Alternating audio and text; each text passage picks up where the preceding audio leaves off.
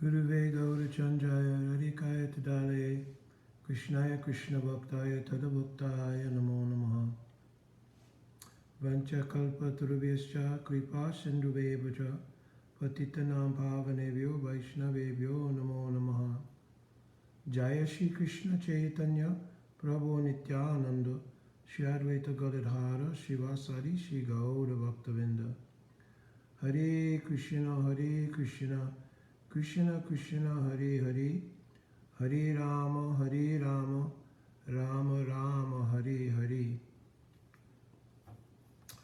So I as usual, am trying to catch up and deal with answering some questions which I've received either by email or by inbox or by messenger.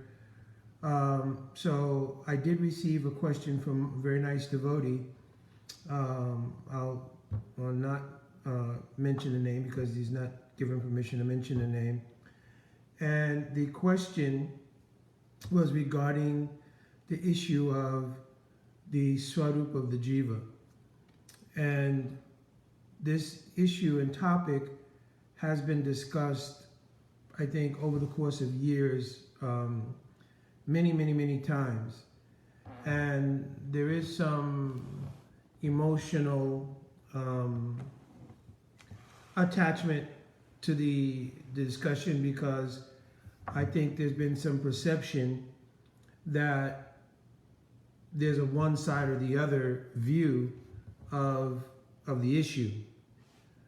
I think rather devotees are trying their level best, including myself, to understand the tattva regarding the Swarup of the Jiva. And obviously, anyone who is an aspirant on the path of bhakti who's trying to understand anything takes their understanding from the prism of the instructions and teachings of their Guru Parapadma, and then its connection with the Guru Varga. So, because we do Guru, Sadhu, and Sastra. So, we make an alignment between those systems, Guru, Sadhu, and Sastra. So, there is the need in some cases to reconcile, to clarify, to make clear the nature of statements that are mentioned by Shri Guru, especially because we're dealing with the nature of translating not only words but concepts from one language, in particular maybe from Sanskrit to English, or Bengali even to English, and as well as translating the language, is trying to translate a concept, and in many cases here, concept means something which is in a completely different paradigm. It's a spiritual paradigm, and we're in material consciousness, though we may be unfolding. So you're trying to make a translation of something in language, in conception, and factually speaking, from one paradigm to another, from a spiritual paradigm to something that's digestible within our, ability to materially digest it. So it's not an easy thing to do. And many times, just quite frankly, things can get lost in translation, right? So that's a popular saying. And when that happens, I don't think it should become a stimulus for division, argument, or anything else, because Saranta Baila Chitta Na Karulas Ihahoite Lage Krishna Sudirdamanas. So, because if there's any sincere attempt to understand the tattva as part of the mood of service, even if that siddhant is a difficult or more controversial in the sense that it's difficult siddhant to digest, it should not give rise to division and so forth and so on. So I have not had that experience personally. I did some years, 5-6 years back, maybe had deep conversations with devotees, even devotees from some of the traditional pariwars and things like that, about this, and there seemed to be sometimes very intense debate on the subject matter.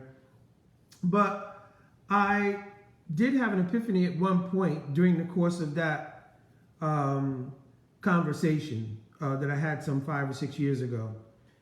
And it came because one devotee wrote me back and mentioned, "Oh, Mukunda Prabhu, so are you saying that your Guru Varga is saying that the Siddha Deha of the Jiva is like inside the conditioned Jiva, like in a pocket somewhere?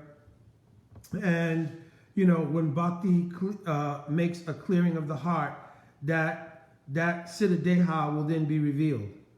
So when I saw it, my first impression of it was that, this is the height of sarcasm.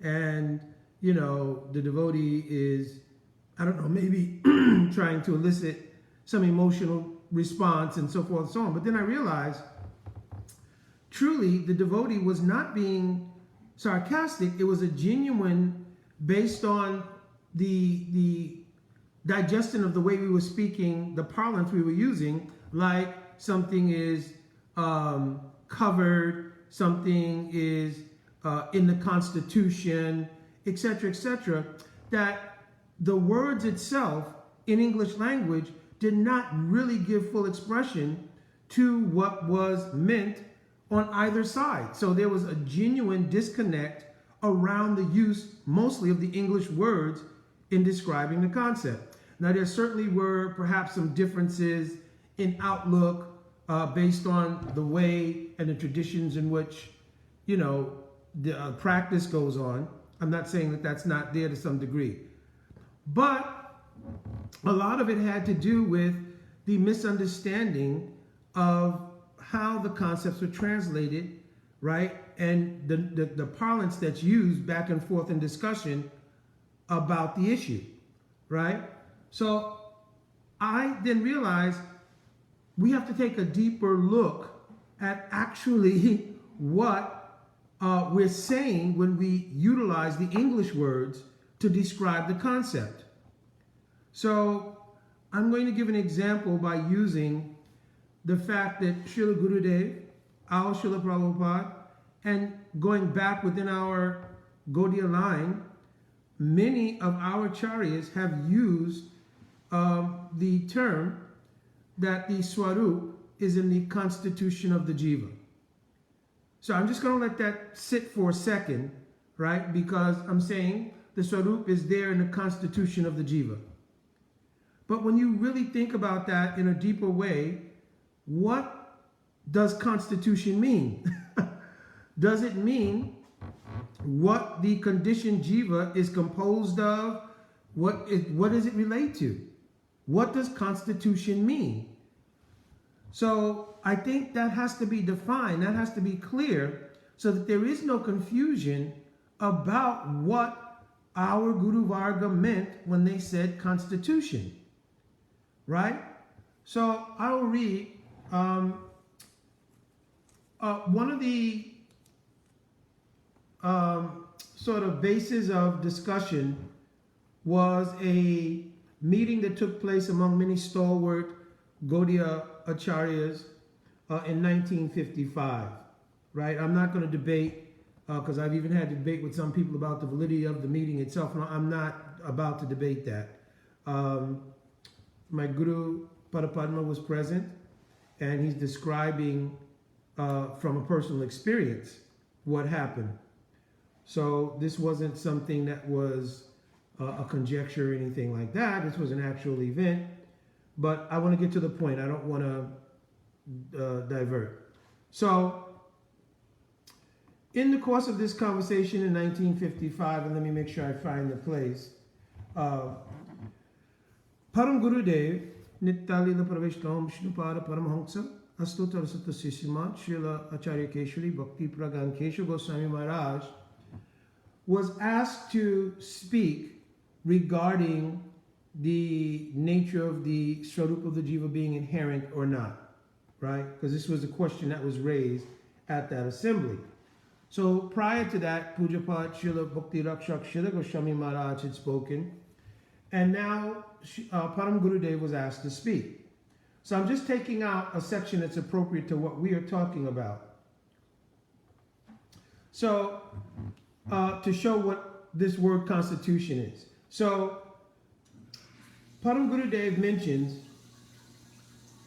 in the very same way, the constitutional name, form, bodily limbs, nature, and everything are present in a latent and unmanifest form in the constitution, here again is that word, of the jiva. So he's started by saying that essentially the swarup, in this case the swarup because he's being definitive, name, form, etc., which would indicate the siddha deha, is present in a latent and unmanifest form in the constitution of the jiva. Now we need to deal with latent and unmanifest as well, but here I'm just going to focus on the word constitution first. So when you hear that at first glance, we are thinking perhaps constitution means the jiva as we are considering ourselves right now, every jiva, right? But remember the jivas are of two categories, anadibada and nityasiddha. So in the anadibada jiva, who is affected by avidya, is Param Gurudev and our Guru Varga saying that the siddha deha is unmanifest or latent in the avidya controlled jiva. That's the question, right? So now if we're seeking out an answer, let's see what Param Gurudev then goes on to say. When the essence of Aladini and Samvit arise in the heart of the jiva by the association of Sadguru and Vaishnavas, then whatever constitutional, again the word constitutional, form the jiva has, gradually begins to manifest itself. So the key thing here is what is meant by the word constitution. Or our Srila Prabhupada used to use the word constitutional position. Right? Our Srila Gurudev used to directly use the words in your constitution. So what is the constitution that's being talked about? So what is the constitutional position of a jiva? So Jiva Goswami Pad is written, Dasabhuti Hari Eva, Nanyash Eva Kadachana. Mahaprabhu, in answering the question of Sanatan Goswami Pad, mentioned Jivera Sarup Hoye Krishnera Nitya Dasa. Right? So the realization of the dasatva of the jiva to Krishna is what is considered to be constitutional. Right? So by saying that the swarup is inherent in the constitution, our Guru Vargas have not meant that to mean it's inherent in the makeup of a conditioned jiva. Because he considers the constitution, right, to be a stage in which dasatva is revealed. Your realization of dasatva is revealed Sudha Sattva Visheshatma Prema Suryangsa Samyabha. It is gradually over the unfoldment, but it is clear when there's descent of Swarup Shakti. So prior to the descent of Swarup Shakti, that Swarup Shakti is absent in the jiva. Jiva Goswami in Paramatma Sandarbha has clearly mentioned Anadi Paramatatva Jnanam Samsaraga Bhava Maya. That the Paratattva Jnana, it means Swarup Shakti, the knowledge of the jiva's relation with Krishna, is abhav in the jiva, right? It's not there in the jiva, right? But by the influence of bhakti, right?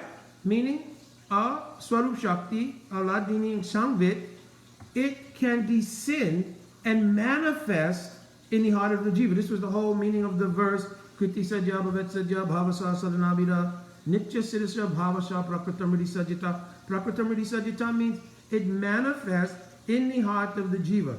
Now in the commentaries there's also written there Nitya Siddhasya Bhakta Bhavasha, right? Means from the heart of pure devotees. So I'm not going to debate whether the association, because even Param Gurudev is mentioning right here, that by the association of Guru and Vaishnavas, it is brought about. So everybody's not debating that it is indispensable that one has to have association that to bring out, right, the nature of the Swarup of the Jiva. Now, a key thing here is that the nature of Swarup Shakti, it is either present in the conditioned jiva or it isn't. And if we acknowledge that the Siddha Deha, the desired body for service to Bhagavan is composed of Swarup Shakti, right? Then either it's in the conditioned jiva or it isn't. Now, if we say that the Siddha Deha is composed of Swarup Shakti and it is in the conditioned jiva, you have to explain how it is possible that Swarup Shakti itself could be covered by the avidya potency. So that's the difficulty. How is it that avidya Shakti is powerful enough to cover Swarup Shakti? Because then it would lead down a track that even having obtained our siddhi, there's a possibility, because when Swarup Shakti descends and we've obtained siddha, there's a possibility that we could be covered again, because apparently Maya has the ability to cover Swarup Shakti. So that we know that's not possible.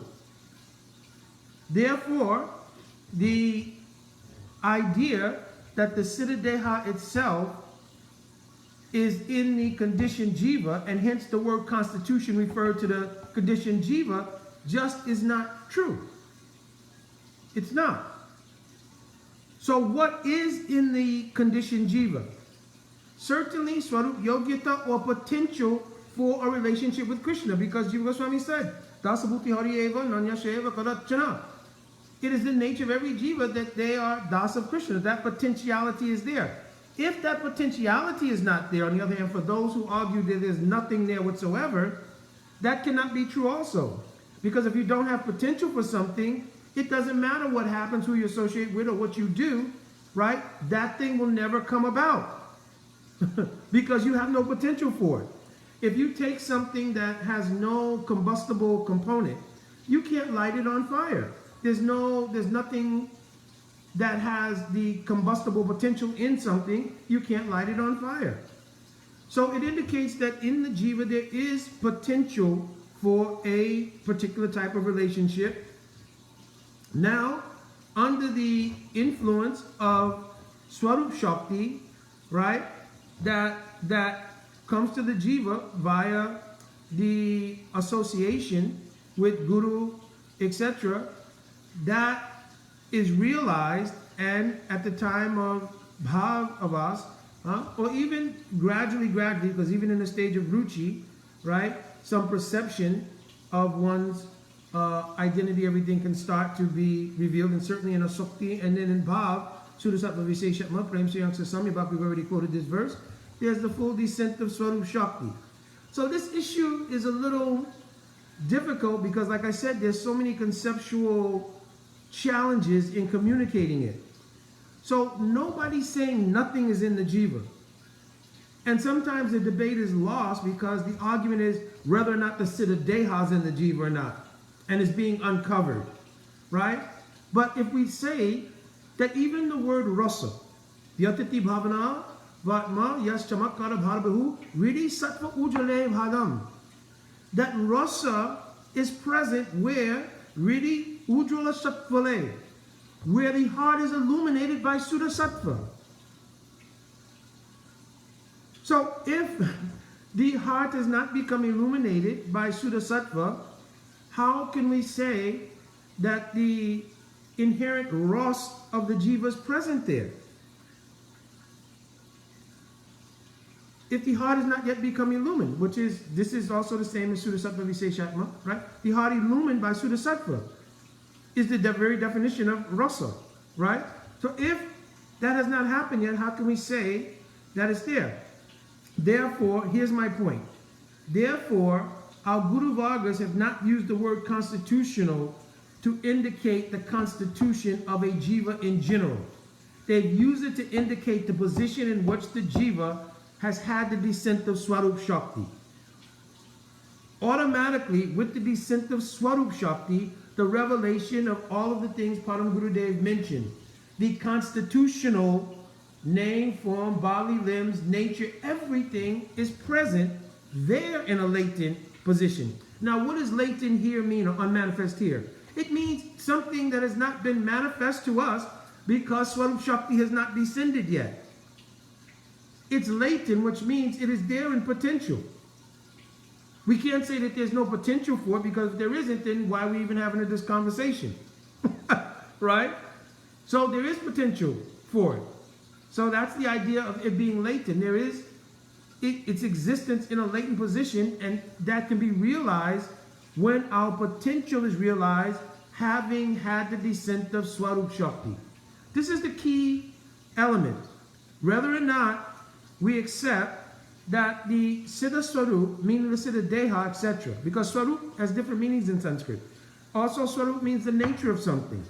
Right? Jiva Goswami and Paramahansa Sandarbha gives a whole layout of in an ontological format of what is the jiva, and he mentions there Eka Rupa Swarupa Bhak. So here the word Swarup means that the Atma is situated in its own nature, right? Because we know the jiva never touches material energy, literally. Asangahi Anyam Purushaha. So the jivas never become one with the material energy or anything.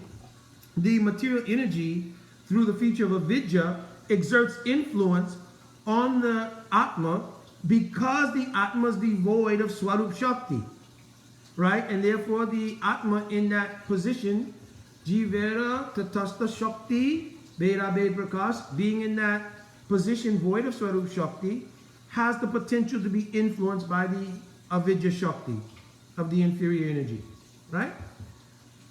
So here, this is the key thing. What was the definition that they were giving of constitutional? And because that word was used so much by our Guru Varga, we have to take heed what was meant by constitutional. And they meant in the position in which Swarup Shakti has descended. That is the original constitutional position of the jiva. Mahaprabhu indicated that. Jivera Swarup Krishna Nityadas. Right? That in the realization of the dasitva of the jiva, right, depending on what that jiva was practicing, a particular form of dasitva will be manifest in a particular rasa. Now, another interesting thing is that if you read in Bhakti Rasamrita Sindhu, Srila Gurudev's translation, right? So here I'm speaking especially those who are directly following our Srila Gurudev.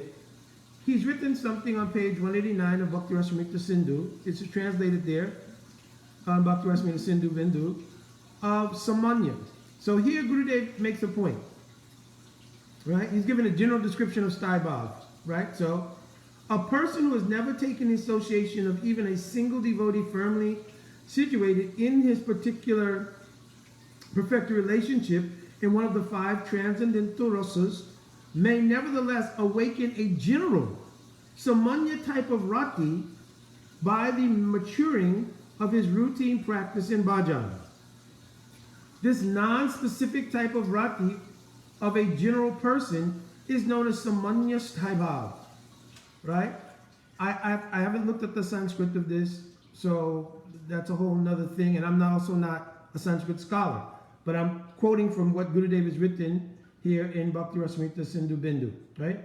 It is said to be general because it is devoid of the specific characteristics of Santa Dasya and so on, right? So there is also direct evidence from Srila Gurudev, right, that the influence of the revelation of what is there in perfected state has something to do with how we have association.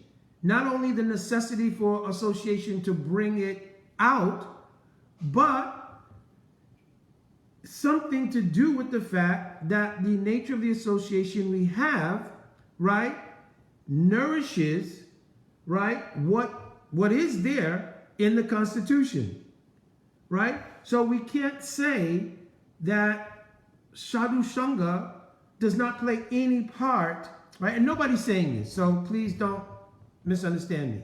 I'm just trying to make it clear that there is, especially in the unfoldment of bhakti from being a sadhaka and going forward, that there is clear evidence in many places that the influence of the type of sangha we have, right? Because Gurudev is mentioning right here, a person who's not associated with anyone, a general type of realization of dasatvam may take place, devoid of the specifications of one of the 5 types of rasa. Right? Now, I will personally go and look, more deeply, and those who are much more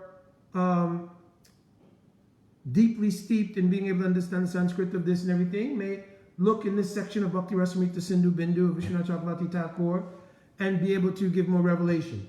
But Srila Gurudev has written here about this. So obviously there's some indication that there is some speciality in the nature of the type of association we have on influencing what will manifest in our perfected state, right? So I don't think it's something that should be a cause of division. I think it is important to understand that there are angles of vision on this, but there are some things which sedantically you can't rationalize. Like, we can't rationalize that what was meant by the word constitution was that the conditioned jiva has a siddha swarup that has now been covered over by the avidya shakti. And even where the idea is used that when avidya is removed, it reveals the siddha deha, was not indicative that that siddha deha was in a conditioned jiva. It indicates, because how is avidya removed? Avidya is removed by the influence of Swarup Shakti. Param Gurudev just said that. By the descent of Swarup Shakti, avidya is removed. So it is not that, for instance, if you were just following the path of Gyan, right, like Brahmavadis, Mayavadis, when avidya is removed, because even the Mayavadis and Brahmavadis, they're also removing avidya. Does it mention anywhere that the Mayavadi or Brahmavadi, by the removal of avidya, a particular kind of rasa with Krishna is manifest? It doesn't. Yet avidya has been removed. So the quality is not just the removal of avidya, but is the actual influence of Swarup Shakti. So it is not just the removal of ignorance. It is the presence of the actual Parashakti, Swarup Shakti, manifesting in what's the realization of a particular name, form, etc. related to Bhagavan is revealed. So the idea that it's simply buried by avidya and by removing avidya will be there, right? Then anybody whose avidya is removed, that should be an axiomatic feature of it, right? Because when your avidya is removed, a particular rasa with Krishna should be present. But we see in the Mayavadi, right? They remove ignorance, they remove the influence of material nature. Now, of course, ye native induction, mukti maninis, this verse is there for Mayavadis, but even Brahmavadis who realize Brahman, right? Their avidya is removed, but it doesn't mention that they have a particular type of relationship with Krishna.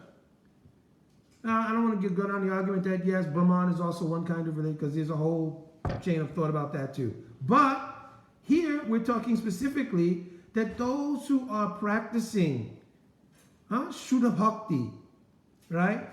And by the influence of Swarup Shakti, coming from the practice of Shuddha Bhakti, when they will realize their perfection and Swarup Shakti descends, for them, the natural byproduct of that realization is a particular name, form, etc. in relationship with a particular siddha deha in relationship to Krishna. So this is a kind of attempt to give a basic answer to what is sometimes confusing, and I don't know why it would have given rise to really heavy division in our Sangha or in the general Gaudiya community about this issue, right? There are certain things that there's definitely mutual agreement on. One is that Swarup Shakti can't be covered by Maya. I don't think anybody is saying that that's a fact, right? And certainly our Guru Varga, Srila Gurudev has not said, Srila Prabhupada has not said, our Guru Vargas, Param Gurudeva, I don't think any have said like that the Swarup Shakti itself is covered by Maya. We know that the Siddha Deha is composed of Swarup Shakti, so that's not debatable. That's not something that's wrong. We also know that the Atma, even when avidya is removed, right, without the descent of Swarup Shakti, right, there's no indication that the Atma just in its nature void of Swarup Shakti, as Jiva Goswami ontologically described in Paramatma Sandarbha, right, has a particular type of relationship with Krishna. Because even in that description Jiva Goswami gave, he quoted Chidananda Atmaka, and then in the commentary on that he says, this indicates that the Jiva's dukkha pratiyogita, means he's devoid of any misery. There's no misery in the Atma itself. But it did not mention that simultaneously meant that the Jiva was in a relationship with Krishna. Right? Of course, this is an ontological description Jiva Goswami is given because we acknowledge there's two conditions of the Jiva. Either conditional life or being liberated. Right? So it was an ontological description of the Atma and so forth. So we do know that only when Swarup Shakti descends and removes the function of avidya does Swarup Shakti reveal. And even if you look in the commentary of the verse Kriti Sajja Bhavet Sajja in Bhakti Rasamrita Sindhu of Jiva Goswami Vishwanath Chakravarti, they say it is the influence of the Swarup Shakti which then comes and reveals the Nitya Siddha Bhav. Now, because we acknowledge that there's no possibility for that to happen without the presence of Sri Guru, it's acknowledged that Nitya Siddha Bhav, right, is inextricably connected to the relationship with Sri Guru. Other than that, then another acknowledgement we'd have to make is you don't really need Guru to realize Swarup Shakti, realize Bhav, etc. Nobody's going to say that. So, I don't know if this made things any clearer, really, but I hope at least when it came to understanding why sometimes debate or differences may arise based on how we understand the English words, which was my emphasis in this particular answering of the question of one devotee. Why that would happen, I think if we really all look closely, there shouldn't be any reason for division or any rise of conflict around this issue, because I think we mutually agree on those points, right? One, Swarup Shakti can't be covered by Maya. The Siddha Deha or Siddha Swarup in this that we're talking about is composed of Swarup Shakti, right? The word constitution, as it was used by our Guru Vargas, indicated the state in which the Jiva has Swarup Shakti. There, the potential that's in the Jiva, every Jiva, is fulfilled, and when it's fulfilled, the name, form, etc., of that Jiva is realized. So therefore, you could say, because potentially it is there in the perfected condition, it is latent or unmanifest. But none of those terms apply to it being in the conditioned Jiva and covered by Avidya Shakti. So the words covered, etc., simply meant that the Jiva, right, is in a condition where they have not experienced Swarup Shakti, right? And by the practice of bhakti, Swarup Shakti descends and reveals. It removes the avidya and it reveals the Swarup of the Jiva, etc. Because I've already given an example that Mayavadis and Brahmavadis may also remove avidya there's no mention that they realize a particular Swarup in relation to Krishna Seva. Right? So, again, my Dandavat Pranam, this is a very complex issue, and there's so much more to it. I just was trying to answer a particular question, and to also try to bring some harmony if there's misunderstanding that's based on the English parlance that we're using when we discuss these things. Right? All right, my Dandavat Pranam, I'm sure there'll probably be more questions and so forth to it, and maybe I needed to clarify some things. I may not have spoken it as clearly as I would like to have, but I just really wanted to get to certain crux issues in the overall issue, which was especially the use of English words when we're discussing these things. All right, my Dandavat Pranam to devotees, Vancha Kalpaturubhischa Kripa Sindhubevacha, Patitanam Pavanebhyo Vaishnavebhyo Namo Namaha. Jai Radhe Radhe.